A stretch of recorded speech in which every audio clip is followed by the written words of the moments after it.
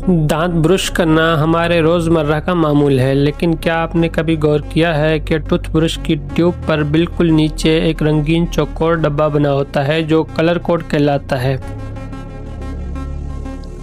आइए हम आपको बताते हैं कि ये कलर कोड क्या बताते हैं। टूथपेस्ट की ट्यूब पर नीचे बने कलर कोड का स्याह रंग जाहिर करता है कि ये सिर्फ केमिकल से बना हुआ है। सुर्ख रंग ये जाहिर करता है कि टूथपेस्ट कुदरती और कीमियाई अज्जा से बना हुआ है।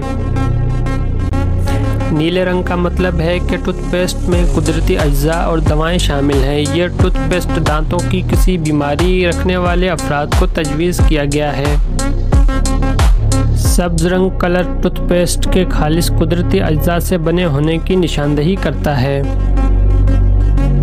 माहिरीन के मुताबिक जब टूथपेस्ट खरीदा जाए तो उनकी कलर कोड्स को जहन में रखते हुए खरीदा जाए। बच्चों के लिए स्याह कलर कोड टूथपेस्ट नुकसानदेह साबित हो सकते हैं।